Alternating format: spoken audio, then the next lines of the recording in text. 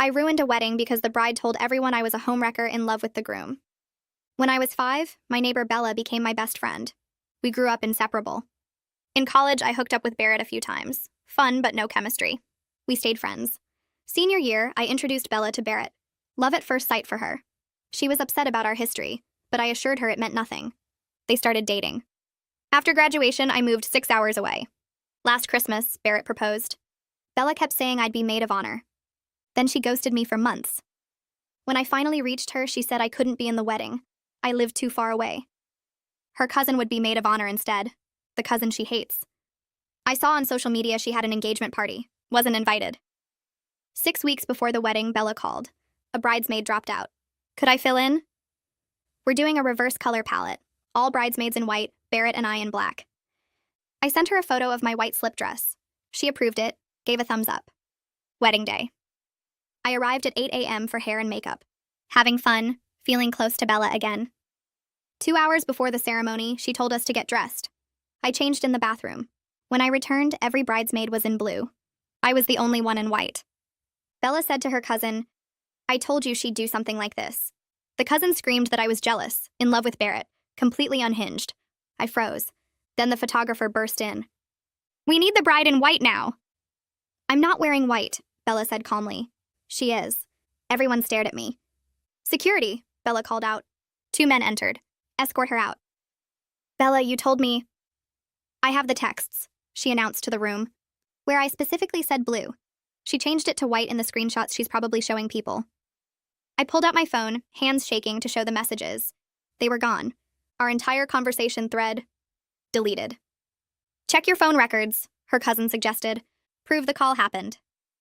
I looked. No record of our 6-week-ago call existed. This is insane. Bella, why? Because you slept with my fiancé last month, she said loudly. The room gasped. What? I haven't even been in town. Barrett confessed everything. How you came to visit, seduced him, said you'd always loved him. That's a lie. I haven't seen Barrett since Christmas. Barrett walked in then, saw me in white, and his face went pale. Oh my God, she actually wore it. Bella, maybe we should. See? Bella pointed. He's traumatized just seeing her. I looked at Barrett desperately. Tell them the truth. He wouldn't meet my eyes. I'm sorry for what happened between us. But today is about Bella. Security grabbed my arms. Wait! My mom's voice. She'd been outside, heard the commotion. My daughter has been with me every weekend for the past 2 months.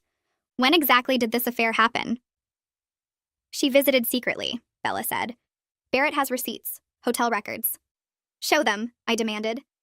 Bella pulled out papers. A hotel receipt with my name, last month's date. That's impossible. Your credit card was used, she said. I grabbed the receipt. It was my card number. But the signature. This isn't my signature. Denial, the cousin muttered. My dad entered.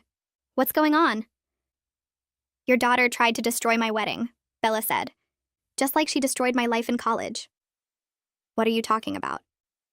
She slept with my high school boyfriend when I brought him to visit her at college. That's why we broke up. Bella, you didn't have a boyfriend in high school. You dated Jim freshman year of college. Stop gaslighting me.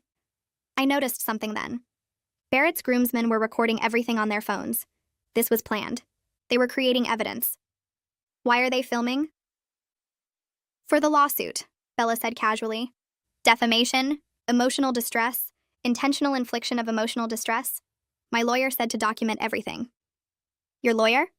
My uncle. He's here, actually. She pointed to a man in the corner taking notes. This wasn't just humiliation.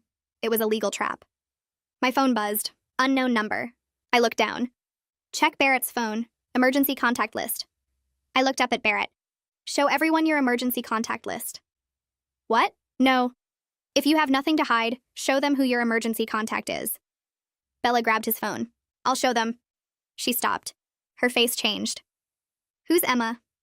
She asked quietly. Barrett went white. She's a coworker. Listed as your wife?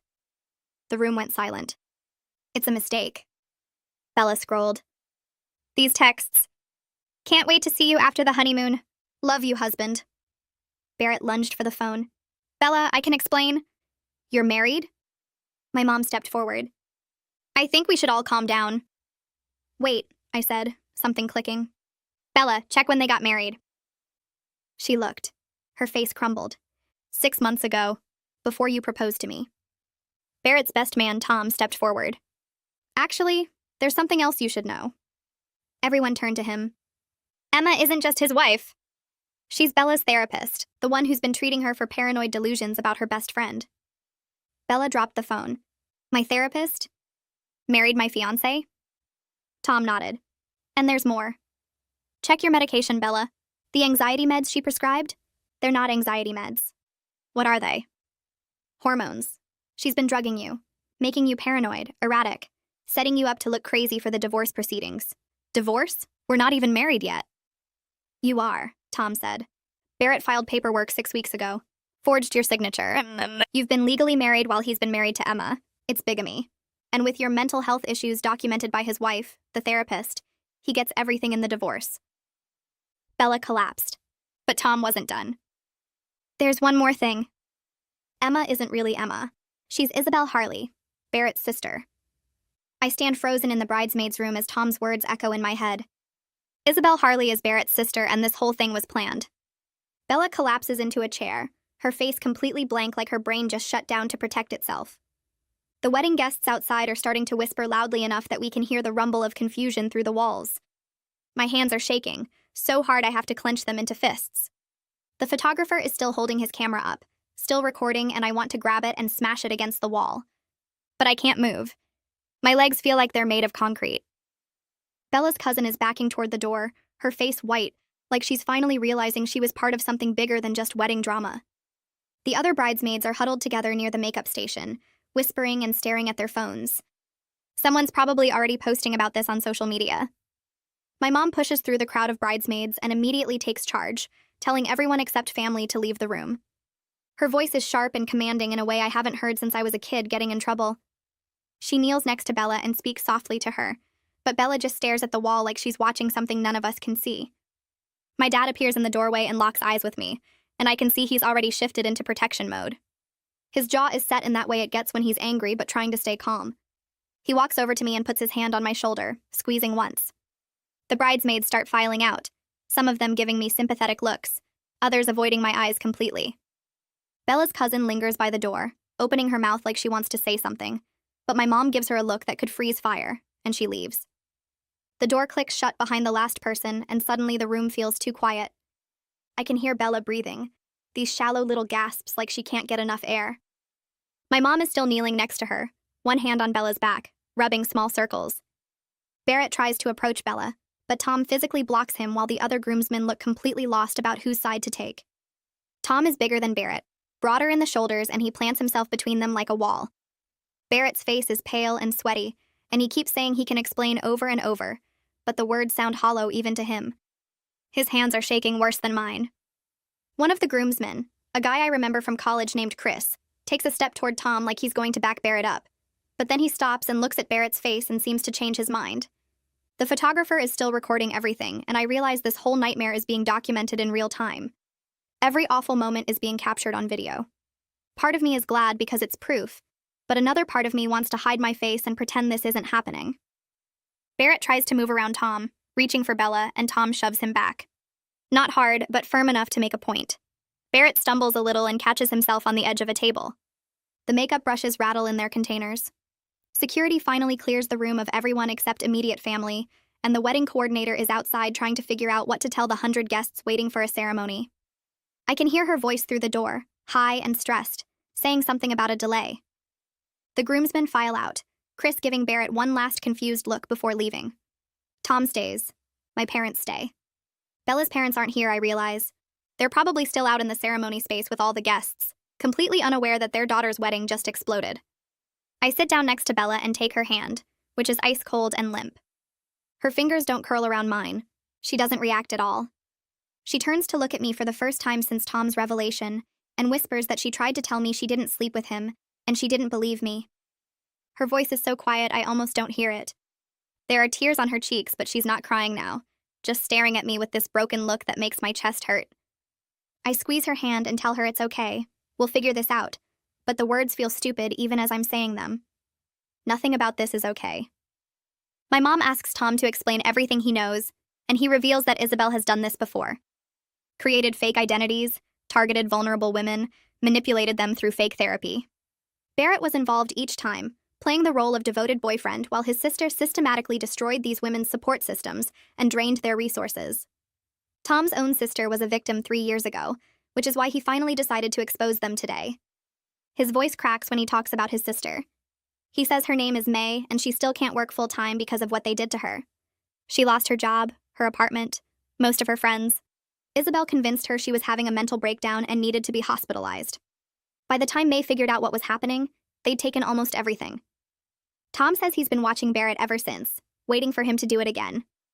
When Barrett asked him to be best man, Tom knew he had to stop it this time. He spent months trying to gather proof, but Isabel is careful. She covers her tracks. The wedding day was his last chance to save Bella before it was too late. Barrett is crying now, these ugly, choking sobs, saying Tom doesn't understand, that Isabel made him do it. My dad moves to stand between Tom and Barrett, his arms crossed. He asks Tom if he has any proof of these other victims, and Tom pulls out his phone.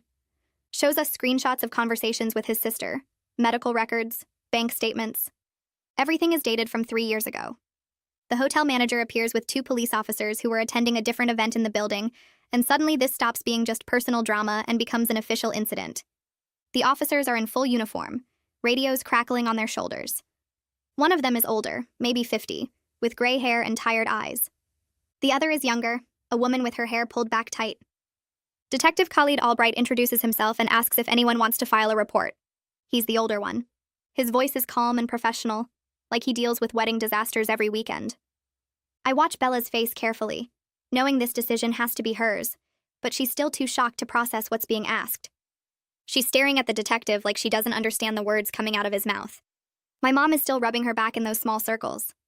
I make the decision to speak first and tell Detective Albright about the forged hotel receipts, the deleted text messages, and the false accusations against me. My voice shakes as I explain how I was set up to look like I was having an affair with Barrett and sabotaging the wedding. The detective takes notes in a small notebook, his pen moving fast across the page. He asks if I have any proof, and I realize I deleted the approved white dress photo from my phone in panic earlier. I check my phone anyway, scrolling through my photos, but it's gone.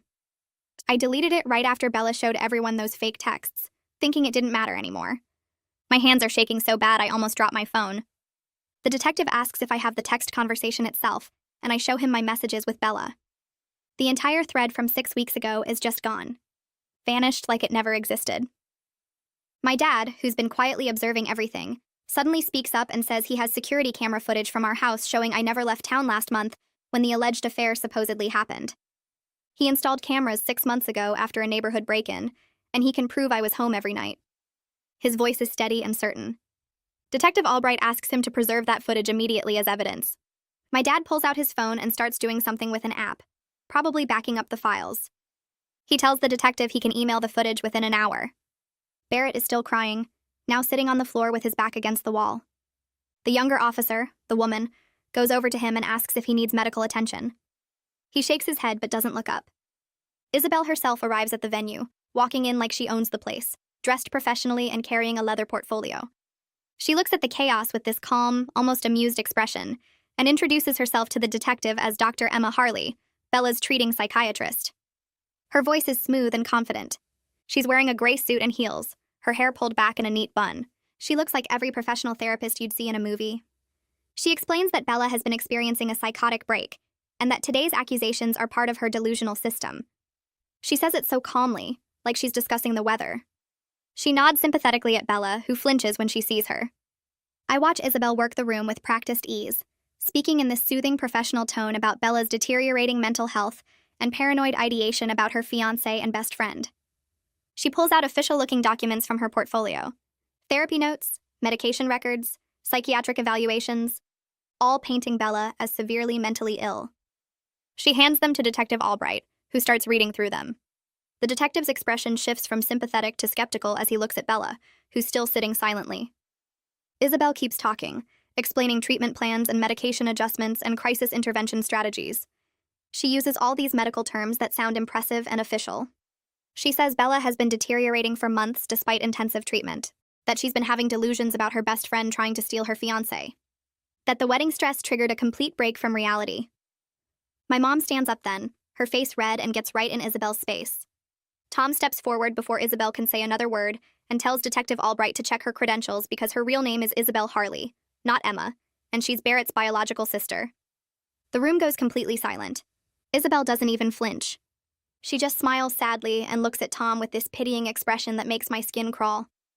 She explains that this is exactly the kind of conspiracy theory Bella has been developing, and now it's spreading to others in the bridal party. She suggests that the stress of the wedding has triggered some kind of mass hysteria among everyone here. Her voice stays calm and professional, like she's diagnosing us all right now. My mom, who's been getting angrier by the second watching Isabel perform, stands up and gets right in Isabel's face. She tells her to stop lying and admit what she's done to Bella. My mom's voice is shaking but loud, and I can see her hands clenched into fists at her sides. Isabel maintains her calm facade, but I notice her jaw tighten, just for a second, the first crack in her performance. She tells my mom that she understands emotions are running high, but making threats against a medical professional could have legal consequences. She says it so smoothly, like she's done this before, turning herself into the victim. Bella speaks for the first time in 20 minutes. Her voice is quiet but steady, and everyone turns to look at her. She asks Isabel about the medication she prescribed 3 months ago. Isabel smoothly responds that it's a standard anti-anxiety medication to help with wedding stress, nothing unusual about it. Bella nods slowly, and then asks why the pills are blue when the pharmacy label says they should be white. She asks why they make her feel disconnected from reality instead of calmer, why she can't trust her own thoughts when she takes them. The question hangs in the air, and I see Isabel's mask slip for just a second before she recovers. She explains that medication can look different depending on the manufacturer, and that feeling disconnected might mean they need to adjust the dosage. But Bella keeps staring at her with this new clarity in her eyes, like she's seeing Isabel properly for the first time. Detective Albright asks to see Bella's medication bottles. My mom immediately offers to drive to Bella's apartment to get them. Isabel tries to say that's not necessary, and she can provide samples from her office right now, but the detective says he'd prefer the actual prescribed bottles from Bella's home. I volunteer to go with my mom before Isabel can say anything else. I'm suddenly afraid that evidence might disappear if we don't move fast, that Isabel has people who could get to Bella's apartment before we do. Barrett finally speaks up. His voice is cracking, and he looks at Isabel with this desperate expression. He says that maybe they should just tell everyone the truth. Isabel's head whips toward him with a look of pure fury that she doesn't bother hiding anymore. I realize that Barrett might actually be more afraid of his sister than he is of going to jail. He takes a step back from her, and Tom moves to stand between them. My mom grabs my arm, and we head for the exit. My mom and I race to Bella's apartment in her car. I'm shaking so hard I can barely hold my phone. I call Sarah Gupta, a lawyer my dad knows who handles fraud cases, and leave a frantic voicemail explaining what's happening at the wedding venue. We get to Bella's place, and I use the spare key she gave me years ago when we were still close. The apartment feels creepy now, knowing what Barrett and Isabel were planning here, like the walls themselves watched Bella being manipulated. We find 3 prescription bottles in Bella's medicine cabinet, all from the same pharmacy but prescribed by Dr. Emma Harley. My mom takes photos of everything before we touch anything.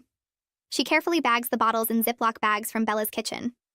I notice Bella's laptop open on her desk and grab that too, thinking there might be therapy session recordings or emails that could be evidence. When we get back to the venue, Detective Albright has separated everyone into different rooms for individual statements. Isabel is in one room with another officer, looking perfectly composed and professional again. Barrett is alone in a corner looking like he might throw up. Tom is giving his statement about his sister's experience with this same scheme 3 years ago. The detective takes the medication bottles from my mom and says he'll send them for analysis, but that could take weeks. My mom, who used to be a nurse before she became a teacher, asks if she can look at them first. She examines the pills carefully and then pulls up photos on her phone of what that medication is supposed to look like. The pills in Bella's bottles are completely different, a different color and different shape. She shows the detective, and his expression changes from skeptical to serious. Sarah shows up at 8:15 p.m., this tiny woman with gray hair pulled back tight and these sharp eyes that seem to take in everything at once. She's wearing jeans and a sweater like she literally just left dinner and drove straight here. She shakes my hand firmly and then immediately starts organizing, pulling out a legal pad and pen from her purse. She tells me we need to write everything down while it's still fresh in my mind, every single interaction with Bella and Barrett and Isabel for the past year. She hands me the pad and says to start from the beginning, when Bella first mentioned the engagement. My hand is shaking as I write, and the words keep blurring together because I'm exhausted and overwhelmed, but I force myself to focus. I write about the ghosting, the phone call 6 weeks ago, the text about the white dress. Sarah reads over my shoulder and asks questions, making me add details I didn't think were important. She wants to know exact dates, exact times, who else was present, what the weather was like. Everything. My dad appears next to me while I'm writing and taps my shoulder. He shows me his phone with this grainy black and white video playing. I squint at it and realize it's our mailbox, the camera angle from our front porch security system. The timestamp says 3:17 a.m. from 2 months ago. A figure approaches the mailbox, someone wearing dark clothes and a hood. The person opens the mailbox and takes something out, then walks away quickly. My dad zooms in on the figure, and even though the video quality is bad, you can clearly see it's a woman with Isabel's height and build. Her hair is visible under the hood, the same length as Isabel's. My stomach drops as I understand what I'm seeing. That's how she got my credit card number. She stole my statement right out of the mailbox. Sarah leans in to watch the video and her eyes light up. She asks my dad to send her that footage immediately and to not delete it from his phone or the security system under any circumstances. Sarah takes my phone and pulls up my banking app, asking for my login. I give it to her and she navigates to my credit card statements, scrolling through the past few months. There, from last month, is a charge for 3 nights at the Riverside Inn, 2 hours away. The same hotel from the forged receipt Isabel showed everyone. The charge is for $600. I never made that charge. I've never even heard of that hotel. Sarah takes screenshots of everything and then calls the credit card company's fraud line right there. She puts it on speaker and talks to the representative, explaining that there are fraudulent charges on my account. The rep asks some security questions and then confirms that yes, the card was used in person at that hotel. Someone had a physical card with my number on it, not just the number itself. That means they either stole my actual card temporarily or they made a duplicate, which requires special equipment. Sarah thanks the rep and hangs up, then looks at me with this intense expression. She says this proves sophisticated planning, not just a crime of opportunity. This was premeditated fraud. Tom finds me around 10 p.m. when things have calmed down slightly. Most of the guests have left and the venue staff is cleaning up the chaos. He asks if we can talk privately, and I follow him outside into the garden area, where white string lights are hanging from trees. It's finally quiet out here, just crickets and the distant sound of traffic. Tom sits on a bench and I sit next to him, waiting. He takes a deep breath and tells me about his sister May. 3 years ago, she met Barrett at a coffee shop. He was charming, attentive, everything she'd been looking for. A few weeks into dating, he suggested she see a therapist to work through some family issues she'd mentioned. He recommended someone, a Dr. Emma Harley. May started therapy and everything seemed great at first. But then the therapist started changing her medications, making her feel paranoid and disconnected. She started fighting with her family, pushing away her friends. Barrett was there through it all, supportive and loving. Then one day, May's bank accounts were empty. Her savings, her inheritance from their grandmother, everything was gone. Barrett disappeared. The therapist disappeared.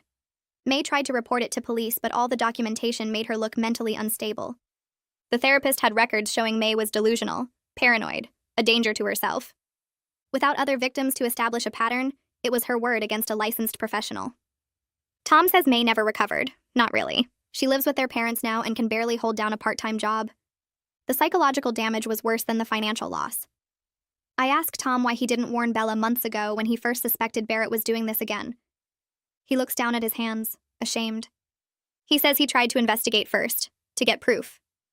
He followed Barrett, searched online, tried to find other victims. But Isabel is careful.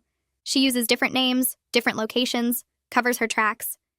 He hoped maybe Barrett had changed, that maybe he'd broken free from his sister's control. But as the wedding got closer, Tom saw the same pattern emerging. Bella was becoming paranoid, isolated, unstable. The wedding day revelation was his last option to stop them before Bella got legally trapped in whatever scheme they had planned. He apologizes for not acting sooner, and I can see he genuinely feels guilty. I tell him I understand, that at least he stopped it before it was too late. Tom pulls out his phone and shows me his sister's contact information. He says May is willing to talk to me if I want to hear her story directly. She wants to help stop Isabel from doing this to anyone else. I save the number in my phone and feel this wave of determination wash over me. If there are multiple victims, we can prove this is a pattern, not just a one-time thing. That makes it so much harder for Isabel to claim innocence or blame it on misunderstandings. Tom warns me that talking about it is still hard for May, that she's fragile, but she's ready to do whatever it takes to get justice. I thank him for trusting me with this information and for having the courage to expose everything today. He just nods and says he should have done it sooner. Back inside, Detective Albright pulls Sarah and me aside to give us an update. Isabel is refusing to answer any more questions without her lawyer present, which Sarah says is actually a good sign. She explains that innocent people usually want to clear their name immediately, while guilty people lawyer up. Barrett is a different story. He's been giving statements for the past hour, and they're rambling, contradictory, falling apart. The detective says Barrett keeps changing his story, first claiming he didn't know about the medication tampering, then admitting he knew, but saying Isabel forced him to go along with it. He's clearly terrified of his sister. Detective Albright asks if Bella is ready to give her official statement yet. I look around and see Bella sitting in a corner with a woman I don't recognize, someone the venue called in. Sarah says that's a crisis counselor and that Bella needs time to process before she can give a coherent statement. The detective nods and says he'll wait, that he has enough to hold Isabel overnight anyway based on the medication evidence and the forged documents. My parents decide to take Bella home with them for the night because she can't face going back to the apartment she shared with Barrett. I ride with them and we make a stop at Bella's place to grab some clothes and toiletries. My mom goes inside with Bella while my dad and I wait in the car. They're gone for 20 minutes. When they come back, Bella is carrying a small bag and moving like a robot, just going through motions without really being present. She gets in the back seat next to me and stares out the window. She hasn't cried yet, which worries me more than if she was sobbing. It's like she's shut down completely, her brain protecting itself from the enormity of what happened by just going numb. My mom keeps looking back at her with this concerned expression. At my parents' house, my mom sets Bella up in my old bedroom and brings her tea that Bella doesn't drink. She just sits on the bed staring at the wall. That night, I can't sleep.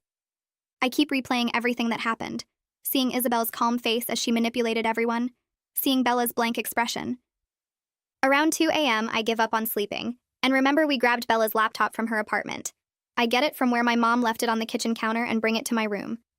Bella gave me permission to look through anything that might be evidence. I open it and start searching through folders. There's one labeled Therapy Progress, and my heart starts beating faster. Inside are dozens of audio files, each one labeled with a date. I plug in headphones and start with the oldest file from 3 months ago. Isabel's voice comes through, professional and soothing. Bella is talking about wedding stress and Isabel is responding, but as I listen, I realize what Isabel is doing. She's taking every normal concern and twisting it, planting seeds of doubt and paranoia. Bella mentions she's worried I'm upset about not being maid of honor. Isabel suggests maybe I'm secretly in love with Barrett. Maybe I'm trying to sabotage the wedding. Bella sounds uncertain, saying that doesn't sound like me. Isabel says that's exactly what someone in denial would think. I feel sick listening to this. I move to another file from a month ago. Bella says Barrett seems distant lately. Isabel says that's normal for men before marriage, but maybe Bella should check his phone just to ease her anxiety, that there's nothing wrong with wanting reassurance. I can hear how Isabel is systematically destroying Bella's ability to trust her own judgment, making her doubt everything and everyone. I keep listening to more recordings, jumping between different dates. 3 weeks ago, Isabel asks Bella about wedding planning stress, and when Bella says she's excited but a little overwhelmed, Isabel pivots smoothly to asking if I've been supportive, or if maybe I've been adding to the stress. Bella defends me at first, says I've been great, but Isabel plants this tiny seed about how sometimes best friends get jealous during major life transitions. 2 weeks later, in another recording, Bella brings up that same concern unprompted, asking Isabel if it's normal to feel like your best friend is pulling away. Isabel tells her that distance often means something deeper, that maybe I'm processing complicated feelings about the wedding. Every session follows the same pattern, Isabel taking normal worries and twisting them into paranoia, making Bella doubt everything she knows about the people who love her.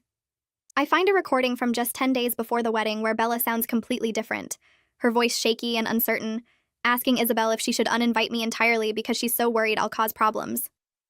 Isabel responds with fake concern, saying that might be extreme, but maybe limiting my role would be safer. Maybe having me as just a regular bridesmaid instead of maid of honor would reduce the risk. I pull off my headphones feeling sick, realizing Isabel spent months systematically destroying Bella's trust in me, building toward that moment at the wedding when Bella would believe I betrayed her. I open Bella's email next, searching for anything from Isabel. The inbox is full of messages going back 6 months, way more frequent than normal doctor-patient communication. I find the medication emails Sarah mentioned, and she's right. Isabel adjusted dosages almost every single week. The emails are phrased professionally, talking about managing anxiety symptoms and optimizing treatment, but the frequency is completely abnormal. I screenshot every single email, organizing them chronologically in a folder on my desktop. Then I find something else, a series of emails about insurance and billing, and I notice Isabel never billed Bella's insurance company directly. She always requested cash payments, claiming it would be easier for Bella's records, which now seems like an obvious red flag that Isabel was hiding something.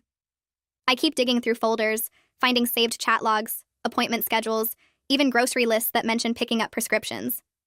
By 4 a.m., I have 30 pages of documentation, every piece of evidence organized by date and category, showing a clear pattern of psychological manipulation, medical malpractice, and deliberate isolation tactics.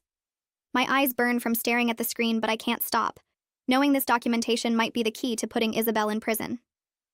Morning light filters through my bedroom curtains, and I hear my mom's footsteps in the hallway. I didn't sleep at all, just kept working through the evidence until my laptop battery died and I had to plug it back in. Sarah arrives around 9, earlier than I expected, carrying coffee and looking concerned when she sees my face. I must look terrible because she immediately asks if I slept, and I just shake my head and pull up the document I created. She sits next to me on my bed, setting her coffee aside and starts reading through everything. Her expression changes as she scrolls, going from concerned to impressed to angry as she sees the full scope of what Isabel did. She tells me this is exactly what prosecutors need. That systematic documentation like this makes it almost impossible for defense attorneys to claim isolated incidents or misunderstandings. We go through it together, Sarah asking questions about specific emails and recordings, making sure I captured everything correctly. She explains that we're building a case for multiple crimes now, not just the fraud and identity theft from the wedding. Medical malpractice for the medication tampering, conspiracy for the coordinated scheme with Barrett, identity theft for stealing my credit card information, and possibly even kidnapping if we can prove Isabel was holding Bella against her will through psychological and chemical manipulation. Sarah pulls out her phone and starts making calls, first to Detective Albright to set up a meeting, then to someone she calls a forensic psychiatrist who can review the therapy recordings and provide expert testimony about the manipulation tactics. She hangs up and looks at me seriously, saying we have a meeting with Detective Albright this afternoon to present everything. Then she suggests something that makes my stomach drop, asking if I'd be willing to call Tom's sister May to see if her experience matches the pattern we're seeing. I hesitate because calling a stranger about something this traumatic feels intrusive, but Sarah explains that if May's story matches, it proves Isabel has done this before, which strengthens our case significantly. I agree, knowing it's important even though I'm nervous. Sarah gives me space, heading downstairs to talk with my parents, and I find Tom's number in my recent calls and text him asking for May's contact information.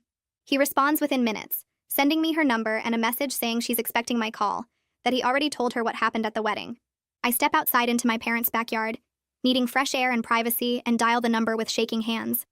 May answers on the third ring, her voice cautious but kind, and I can tell she's bracing herself for a difficult conversation. I introduce myself, explaining who I am and what happened at the wedding, trying to keep my voice steady. There's a long silence on the other end, long enough that I think maybe the call dropped, but then May speaks quietly and says, "Oh God, he found another one."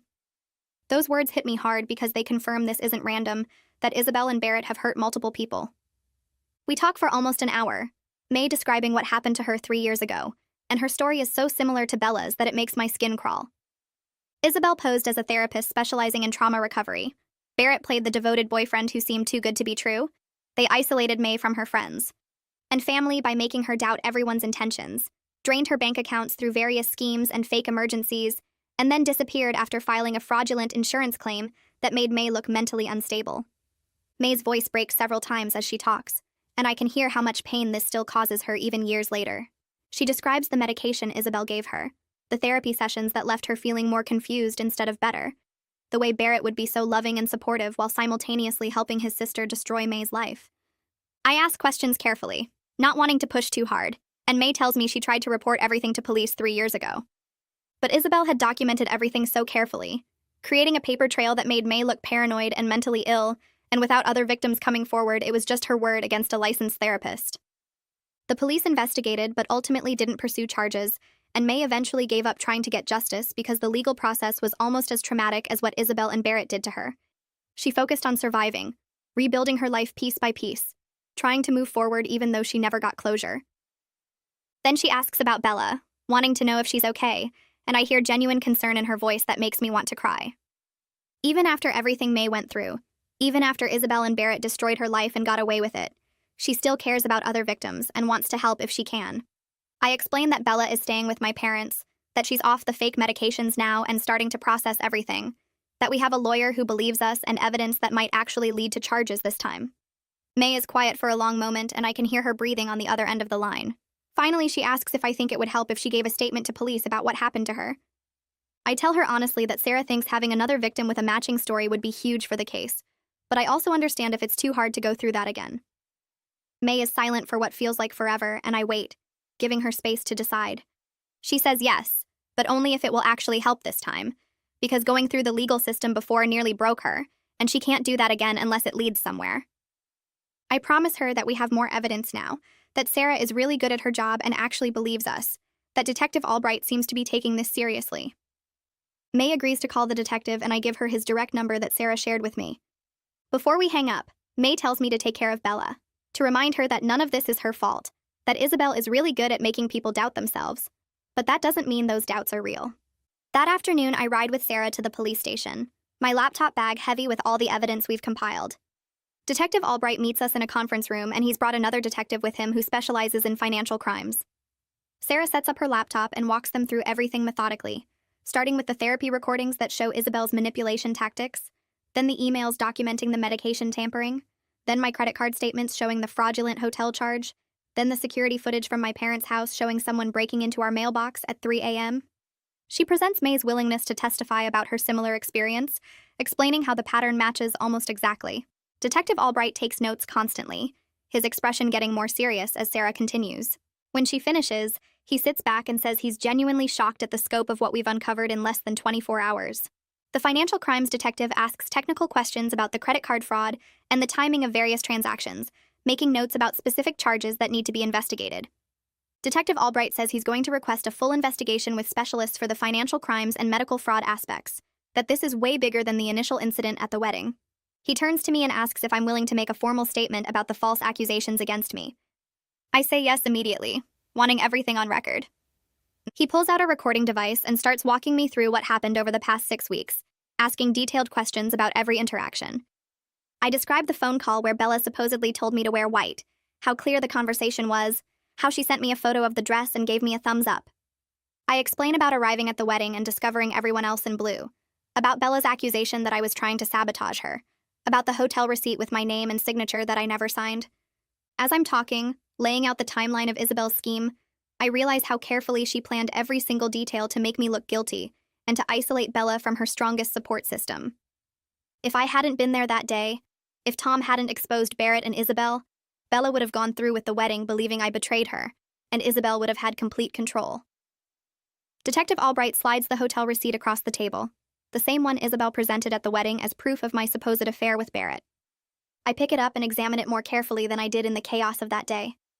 The signature is close to mine. Someone clearly tried to copy my handwriting, but there are small differences I notice now. The way the I is dotted is wrong. I always dot mine directly above, but this one is slightly to the right.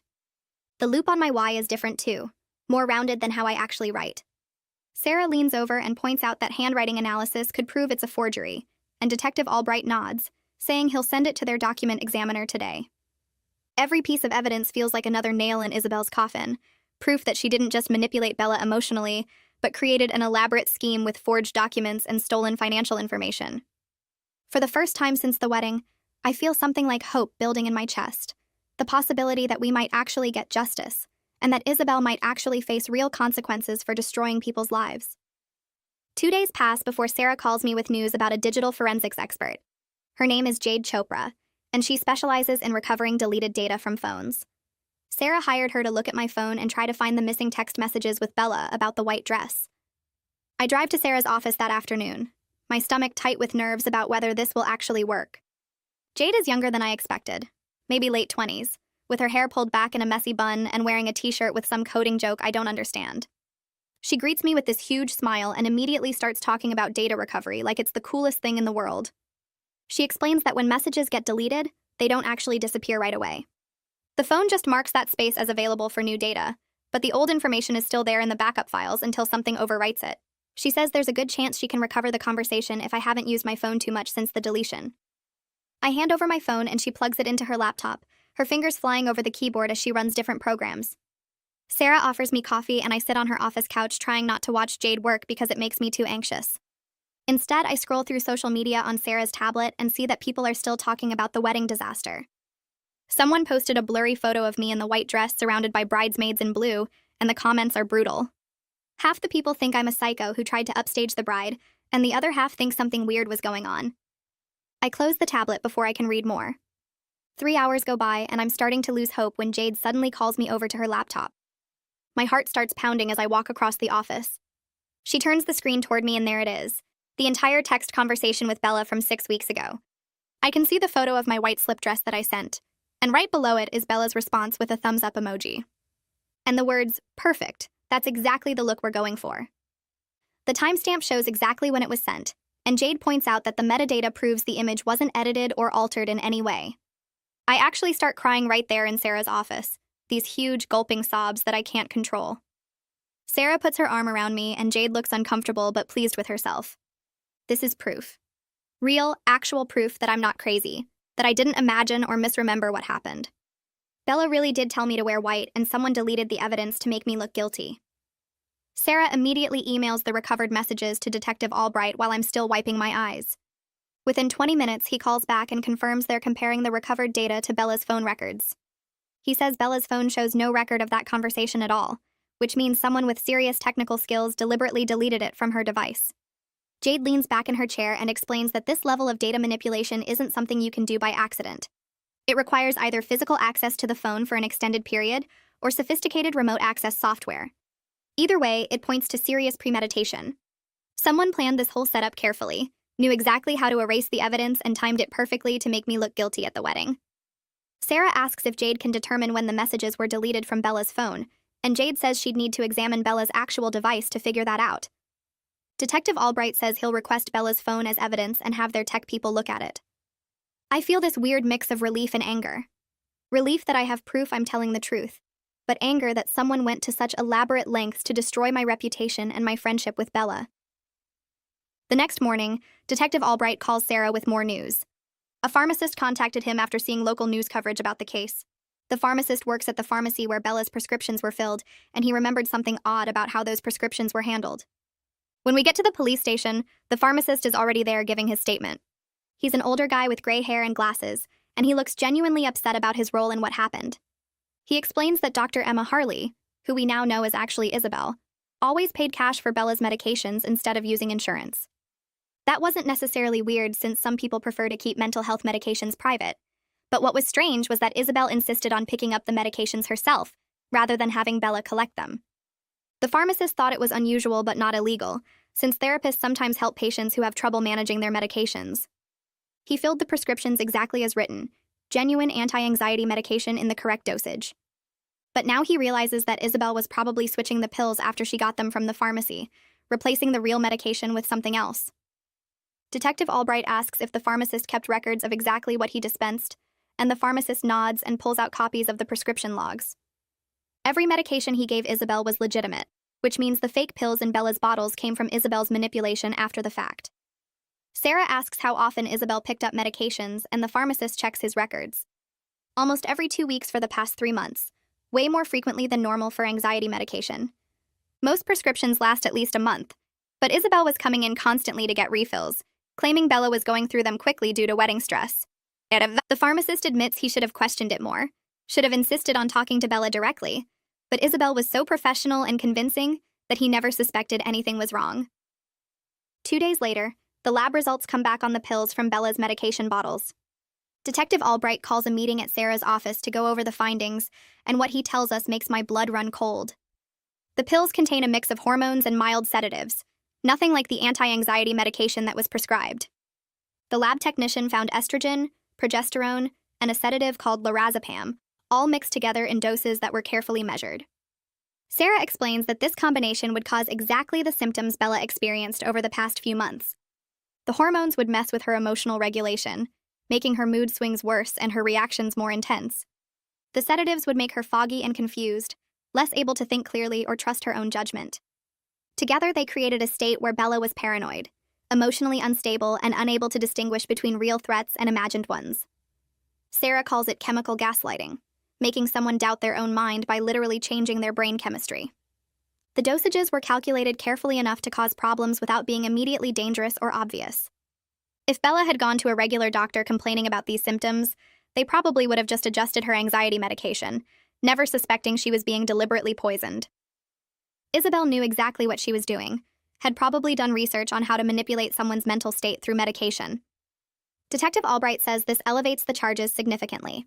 We're not just talking about fraud anymore, but about deliberately drugging someone without their consent, which is a serious felony. He's working with the prosecutor to figure out all the charges they can bring against Isabel. I think about Bella taking those pills every day, trusting that they would help her feel better, when really they were making everything worse. I think about how Isabel sat in therapy sessions with Bella, listening to her describe the exact symptoms the fake medication was causing, and pretended to adjust her treatment while actually just continuing the poisoning. It's one of the most evil things I can imagine, using medical knowledge to hurt someone who trusted you completely. 4 days after the wedding, Bella finally feels ready to give her statement to the police. She calls me the night before and asks if I'll come with her for support. Her voice sounds different from it did at the wedding, clearer and more like herself. She says being off Isabel's fake medications for a few days has helped her think more clearly, though she still feels foggy sometimes. I pick her up at my parents' house the next morning and we drive to the police station together. Bella is quiet in the car, staring out the window, and I don't push her to talk.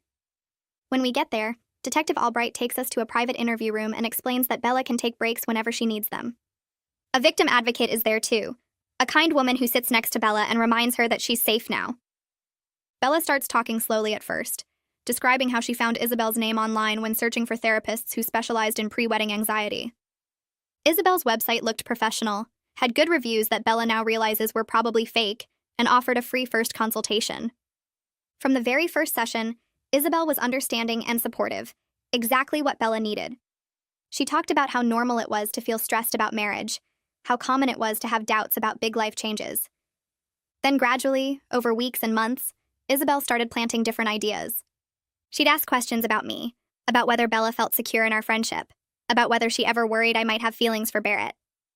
At first, Bella brushed those questions off, but Isabel kept bringing them up in subtle ways, until Bella started wondering if maybe there was something to worry about.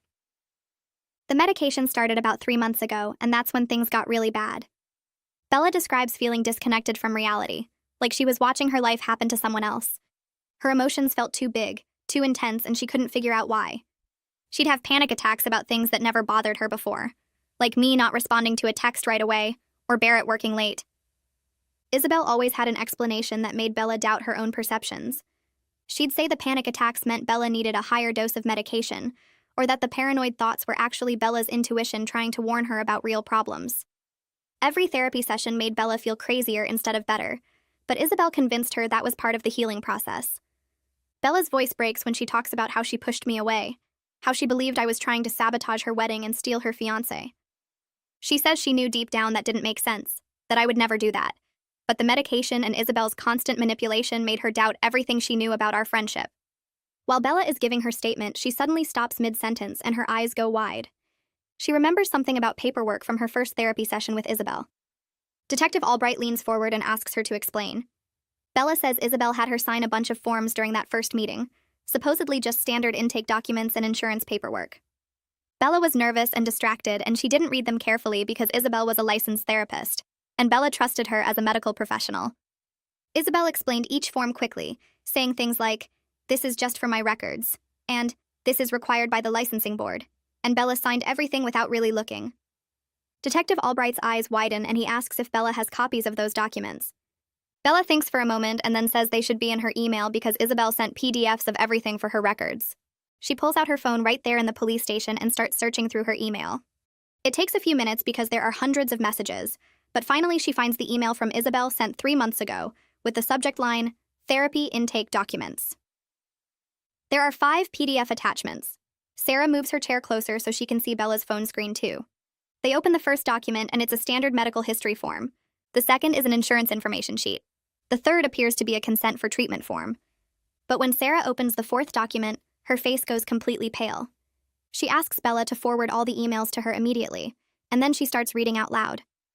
Hidden among the therapy paperwork is a power of attorney document giving Isabel authority to make medical and financial decisions for Bella if she's ever deemed mentally incompetent.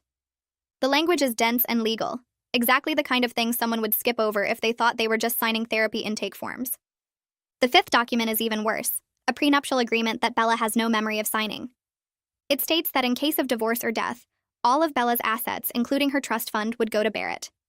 The signature on both documents looks like Bella's handwriting, but Bella swears she never knowingly signed anything like this. Sarah takes photos of every page with her own phone while Detective Albright calls the prosecutor. Sarah studies the documents for a long time before speaking. She finally says that these papers are probably not legally valid since they were obtained under false pretenses and hidden among legitimate therapy forms. But that's not really the point. The point is that these documents show Isabel's full plan, the complete scope of what she was trying to do. If the wedding had happened and Bella had stayed on the fake medications, Isabel could have used that power of attorney to have Bella committed to a psychiatric facility. With a therapist's documentation of Bella's supposed mental illness and legal authority to make medical decisions, Isabel could have had Bella locked up indefinitely. Meanwhile, the prenuptial agreement would have given Barrett access to all of Bella's money, including the trust fund she's set to inherit when she turns 25 next month. They could have drained everything, left Bella with nothing, and she would have been trapped in a psychiatric hospital, unable to fight back. Sarah says this goes way beyond fraud or even the medication tampering. This is conspiracy to commit kidnapping, to steal someone's entire life and identity. Detective Albright adds that the forged signatures on legal documents are additional felony charges. Every piece of evidence we find makes the case against Isabel stronger, but it also makes me realize how close Bella came to losing everything. If Tom hadn't exposed Barrett and Isabel at the wedding, if we hadn't found all this evidence, Bella might be in a psychiatric hospital right now while Isabel and Barrett spent her money. The thought makes me feel sick. Detective Albright tells us something else that makes the whole situation even bigger than we thought. His team has been investigating Isabel and Barrett's background, and they've located 2 more potential victims from their past. Both women had experiences that match the same pattern we're seeing with Bella. They met Barrett, started relationships with him, began seeing Isabel for therapy, got put on medications that made them unstable, and then had their finances drained before Barrett disappeared. Neither woman reported what happened to them because they were too ashamed or didn't think anyone would believe them. Isabel had documented everything to make them look mentally ill, and without proof or other victims coming forward, it was just their word against a licensed therapist. But now that the news is covering Bella's case, both women saw the reports and contacted the police. They're willing to give statements now that they know they weren't alone, now that they have proof this was a systematic pattern of abuse rather than isolated incidents. Sarah explains that having multiple victims with the same pattern is huge for the criminal case. It shows this wasn't a one-time mistake or misunderstanding, but a deliberate scheme that Isabel and Barrett ran multiple times. Prosecutors love pattern evidence because it makes it much harder for the defense to claim coincidence or misunderstanding. Each victim corroborates the others, and together they paint a clear picture of intentional criminal behavior. Detective Albright says he's setting up interviews with both women over the next few days, and he asks if Bella would be willing to meet them eventually. Bella nods slowly and says she'd like that it might help to talk to other people who understand what she went through. I squeeze her hand and think about how many lives Isabel destroyed, how many women she manipulated and drugged and robbed. The scope of her crimes is so much bigger than any of us realized at first. 3 days after meeting Kalani and finding the other victims, Sarah's office phone rang. She put it on speaker. A man introduced himself as Raphael Riggs from the State Licensing Board. He said they were investigating Isabel's credentials after receiving our complaint. His voice sounded tired, like he'd been working on this case for days without sleep. Sarah grabbed a notepad and started writing everything down. Raphael explained that Isabel's therapy license was real, but it was obtained under a different name. The educational credentials from her PhD program couldn't be verified.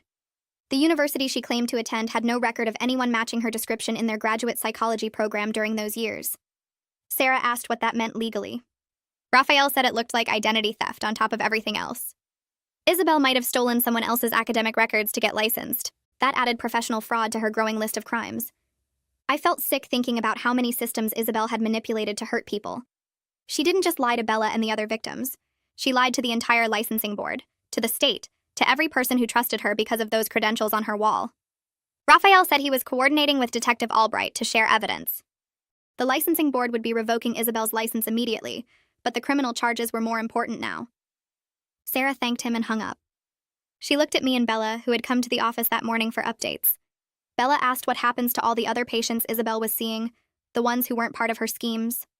Sarah said the licensing board would contact them and help them transfer to legitimate therapists.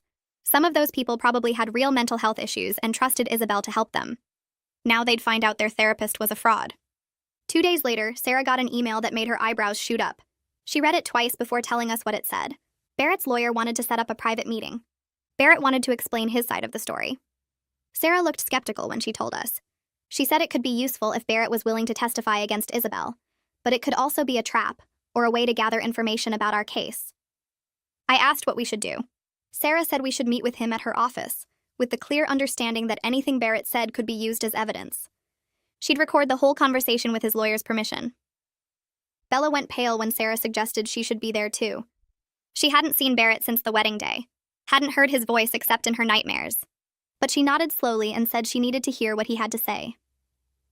We scheduled the meeting for the next afternoon. That night I barely slept, wondering what Barrett could possibly say that would make any of this make sense. Barrett showed up at Sarah's office looking terrible. His hair was messy, his clothes wrinkled, dark circles under his eyes like he hadn't slept in days. His lawyer walked next to him, a middle-aged man in an expensive suit who looked deeply uncomfortable with the whole situation. Sarah had set up chairs in her conference room. Bella and I sat on one side of the table, Sarah next to us with her recording equipment ready. Barrett and his lawyer sat across from us. Barrett opened his mouth to speak, but Sarah cut him off immediately. She said we weren't here for apologies, we were here for information. Barrett's lawyer shifted in his seat but didn't object. Barrett nodded and started talking. His voice shook as he explained how Isabel had controlled his life since they were teenagers. Their parents died when Barrett was 15 and Isabel was 20. She became his legal guardian. That's when it started, he said. She told him what to wear, who to talk to, what to study in the school. When he tried to leave her schemes, she threatened to hurt herself or report him to police for crimes he didn't commit. She had documents, fake evidence, whole stories prepared to destroy him if he didn't cooperate. I watched Bella's face as Barrett talked. She sat completely still, her hands folded on the table, staring at him like she was trying to see inside his head and figure out if any of this was true. Barrett kept going, his words coming faster now like he couldn't stop. He admitted he knew Isabel was drugging Bella and manipulating her. His lawyer put a hand on his arm, trying to get him to slow down, but Barrett shook him off. No, he said Isabel told him they were just going to get married, access Bella's trust fund that she'd inherit at 25, and then divorce quietly. Split the money and move on. He claimed he didn't know about the power of attorney documents or the plan to have Bella committed to a psychiatric facility. He said he found out about that part on the wedding day, right before everything exploded. That's why he looked so shocked when Tom started revealing everything. His lawyer looked like he wanted to crawl under the table. He kept trying to stop Barrett from talking, but Barrett seemed desperate to get everything out. He said he never wanted to hurt Bella, that he actually cared about her at first before Isabel got her claws in deeper. Sarah wrote notes the whole time, her pen moving fast across the page. I couldn't tell if she believed him or not. Her face stayed neutral, professional. I finally spoke up and asked Barrett about the other victims. My voice came out harder than I expected. I asked how many women he'd helped Isabel destroy. Barrett's face crumpled and he started crying, actual tears running down his face. He said he'd been part of Isabel's schemes for 7 years. There were at least 5 women that he knew of, maybe more that Isabel never told him about. He described how Isabel picked her targets. She always chose women who were vulnerable, usually after a major loss or life change. Someone who'd lost a parent, gone through a bad divorce, moved to a new city where they didn't have support systems.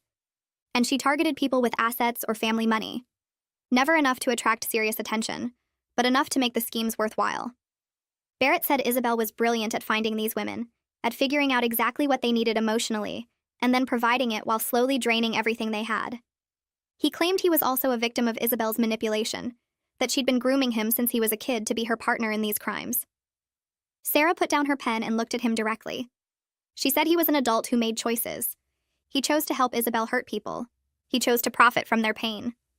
Being manipulated by his sister didn't erase the harm he caused. Barrett nodded and kept crying. He said he knew that he deserved whatever punishment came. But he wanted to help stop Isabel now, wanted to make sure she couldn't hurt anyone else. Barrett's lawyer finally managed to get control of the conversation. He said Barrett was willing to cooperate fully with prosecutors. He positioned this as evidence that Barrett deserved leniency, that he was taking responsibility and trying to make things right.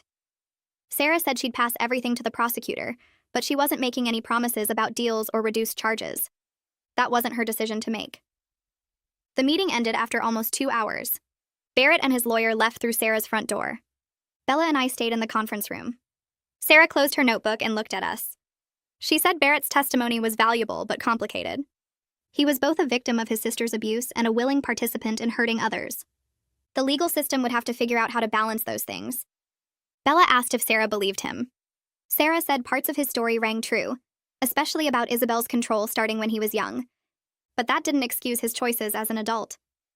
He could have walked away, reported Isabel, warned the victims. He didn't do any of that until he got caught. I asked what happens next. Sarah said she'd send the recording to Detective Albright and the prosecutor. They'd decide if Barrett's cooperation was worth a plea deal. A week after the wedding that never happened, May drove into town to meet with us in person. Detective Albright had arranged for her to give her formal statement at the police station. Sarah picked her up from her hotel and brought her to a coffee shop where Bella and I were waiting. May walked in looking nervous, her hands shaking slightly as she approached our table. She was younger than I expected, maybe 30, with dark hair pulled back in a ponytail. When she saw Bella, something shifted in her face. They looked at each other for a long moment, then Bella stood up and they hugged. Neither of them said anything. They just held on to each other like they were the only two people in the world who understood what the other had been through. I felt tears in my eyes watching them. After a few minutes, they sat down and we talked for an hour before heading to the police station. May asked Bella questions about Isabel's tactics, about the medications, about how Barrett acted. Every answer Bella gave made May nod like she was checking off boxes in her head. Later, after May finished her statement with Detective Albright, she told me something that stuck with me. She said meeting another survivor who believed her was more healing than 3 years of therapy. Isabel had made her doubt whether any of it really happened the way she remembered. Having Bella confirm that yes, this was real, these things actually happened, it gave May back her sense of reality. The next day, Detective Albright called Sarah and said the prosecutor wanted to meet with all the victims together. His name was Alejandro Langley. Sarah said he was known for taking on complicated fraud cases. The meeting was set for that Friday at the prosecutor's office downtown. When we arrived, there was a conference room with Bella, me, May, Kalani, and the 2 other women who'd come forward after seeing the news coverage. 6 victims total, all of us sitting around a table while Alejandro explained what charges they were filing. He was tall, maybe 40, with gray starting to show in his dark hair. He spoke clearly, making sure we understood everything. Isabel was charged with conspiracy to commit fraud, medical malpractice, identity theft, forgery, and unlawful administration of controlled substances. Each charge carried serious prison time. Barrett was charged with conspiracy and fraud, but Alejandro acknowledged that his level of guilt was different from Isabel's. The evidence showed Isabel's long-term psychological control over Barrett, which complicated things. Alejandro said he wanted to be honest with us about how the legal system worked. Some of us would have stronger cases than others based on the evidence available. But together, the pattern of behavior was undeniable. Alejandro explained that they were offering Barrett a plea deal, reduced charges in exchange for full cooperation and testimony against Isabel. The victims got to give input on whether they supported the deal. It wasn't our final decision, but Alejandro said he valued our perspective. The room got quiet. Kalani spoke first. She said she wanted Barrett to face full consequences for what he did, but she wanted Isabel in prison more. If Barrett's testimony made that more likely, she could live with a plea deal. May agreed. She said Isabel was the mastermind, the one who would do this again if given the chance. Barrett was dangerous too, but in a different way. The other victims nodded. When it was my turn, I said part of me wanted Barrett to suffer for what he put Bella through. But the practical part knew his testimony might be the key to making sure Isabel got the maximum sentence. Bella was the last to speak. She said she didn't know if she'd ever forgive Barrett, but she understood that the legal system required trade-offs sometimes. If his testimony helped convict Isabel, she wouldn't stand in the way of the plea deal. Alejandro thanked us and said he'd take our input seriously when finalizing the agreement. 2 weeks after the wedding, Isabel was arrested at her office while seeing a patient. Detective Albright told us later that they'd coordinated with building security to make sure no one got hurt. Isabel had been in the middle of a therapy session when 2 officers walked in and read her rights. The patient had to be escorted out by another officer, completely confused about what was happening. The news picked up the story that same day. It was unusual enough to get serious coverage. A therapist systematically drugging and defrauding her patients with help from her brother. The local news ran it first, then it got picked up by regional stations. By that evening, our names were in the public record. Sarah had warned us this would happen, that court documents were public and reporters would find the details. It felt weird seeing my name on TV, hearing anchors talk about what happened at the wedding. But Sarah said the publicity might help other victims come forward who hadn't reported yet. She was right. Within 3 days, Detective Albright got calls from 3 more women saying they'd had similar experiences with a therapist named Emma Harley, or variations of that name. The pattern Detective Albright described made my stomach turn. 3 more women called within a week of Isabel's arrest, each one describing similar experiences with therapists using variations of Emma Harley's name. One woman said her therapist went by Emma Morris. Another remembered Emma Morrissey. The third had seen someone named Emily Harley. Detective Albright spread their statements across Sarah's conference table, and I read through them while Bella sat next to me, gripping my hand so tight my fingers went numb. The earliest case dated back 10 years, which meant Isabel had been doing this long before Barrett got involved. She'd perfected her system over a decade, learning exactly how to manipulate vulnerable women, how to isolate them from support systems, how to drain their resources while making them think they were losing their minds. The detective said they were looking into even older cases now, checking therapy licensing records and cross-referencing them with fraud complaints that were dismissed at the time because the victims seemed mentally unstable.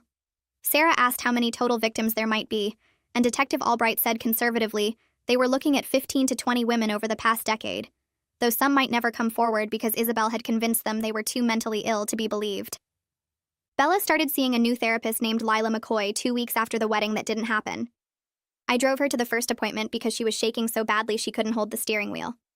She sat in my passenger seat staring at the building like it might explode, and I had to remind her 3 times that Lila came recommended by Sarah, that we'd verified her credentials through multiple sources, that she specialized in helping people recover from exactly what Isabel had done. Bella went inside alone because Lila said it was important for her to take that step herself, and I waited in the parking lot for the full hour checking my phone every 30 seconds.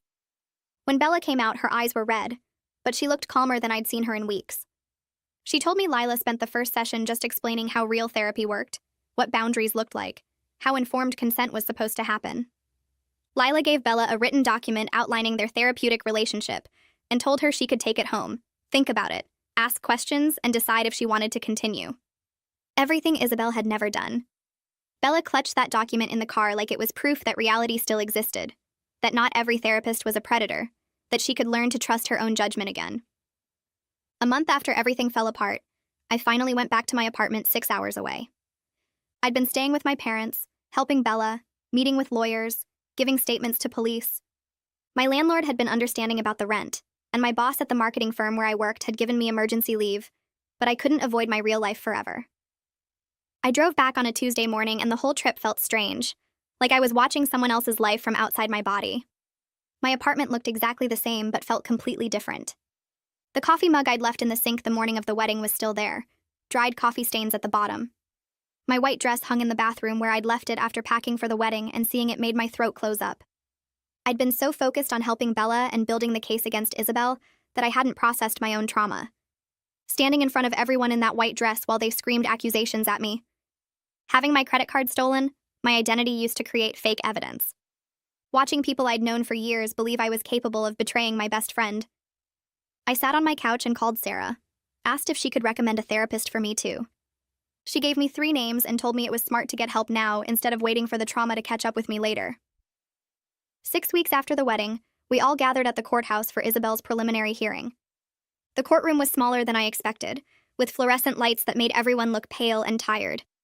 May sat 2 rows behind us with Tom, and the other 3 new victims were scattered around the room, not quite ready to sit together yet.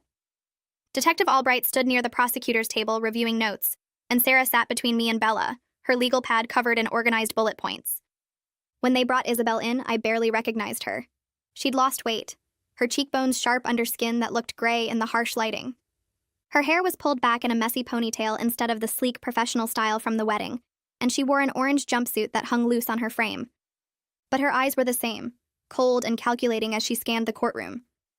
When her gaze landed on our section, her mouth twisted into something that wasn't quite a smile. Her lawyer, a tired-looking man in an expensive suit, started arguing that Isabel was a licensed professional providing legitimate care, that her patients were confused and possibly conspiring against her due to their mental health issues. He suggested we were all suffering from shared delusions, that the stress of the wedding had triggered some kind of mass hysteria. Sarah squeezed my hand under the table as the prosecutor stood up to respond. The prosecutor presented the lab results on Bella's medication, the financial records showing the fraudulent charges, the testimony from the pharmacist about Isabel's unusual behavior. He showed the forged hotel receipt with my signature, the recovered text messages from my phone, the security footage of someone breaking into my parents' mailbox. He played excerpts from the therapy recordings where Isabel systematically planted paranoid thoughts in Bella's mind. The evidence took 2 hours to present, and by the end, Isabel's lawyer had stopped objecting.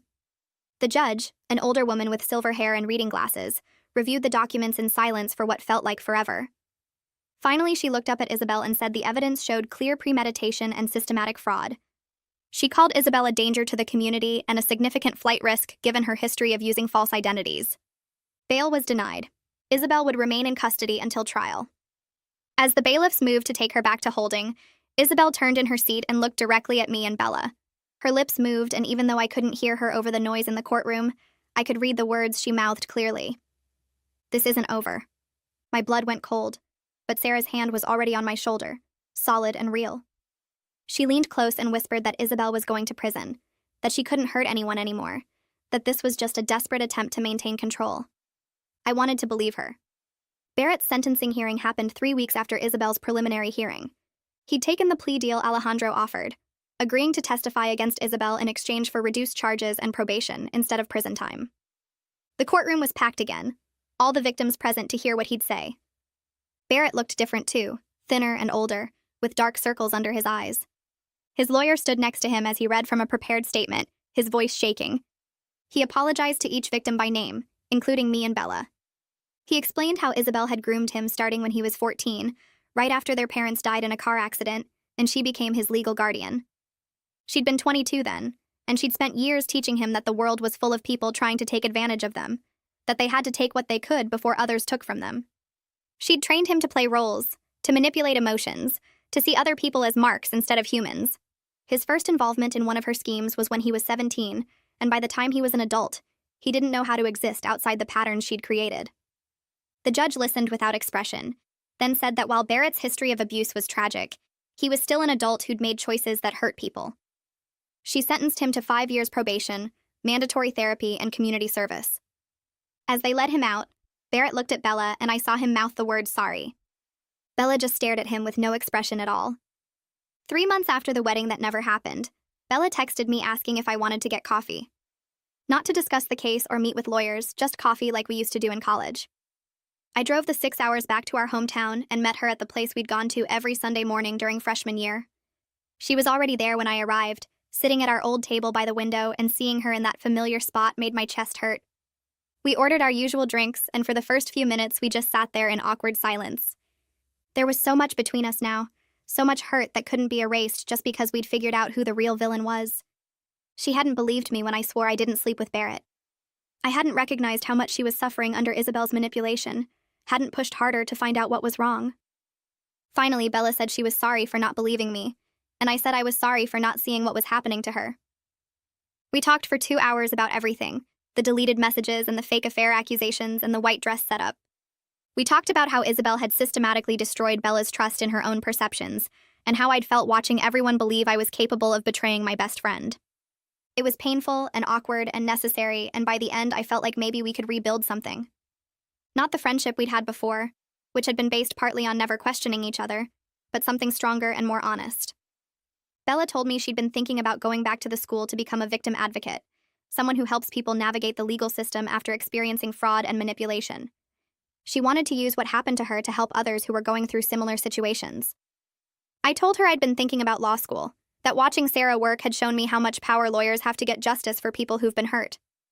Bella's eyes lit up and she said we should study for the LSAT together, make a plan for applications, support each other through the whole process. We spent another hour mapping out timelines and researching programs, and it felt like the first time since the wedding that we were looking forward instead of backward. As we were leaving the coffee shop, Bella stopped on the sidewalk and hugged me tight. She said thank you for not giving up on me even when I pushed you away. I hugged her back and told her that's what best friends do. We fight for each other, especially when someone's trying to tear us apart. For the first time since I put on that white dress and walked into the bridesmaid's room, I felt genuinely hopeful about our future. Not because everything was fixed or forgiven, but because we were both choosing to fight for our friendship instead of letting Isabel's manipulation be the thing that destroyed it. We walked to our cars in the late afternoon sun, and I realized that while Isabel had tried to take everything from us, she'd failed at the one thing that mattered most. She hadn't broken us.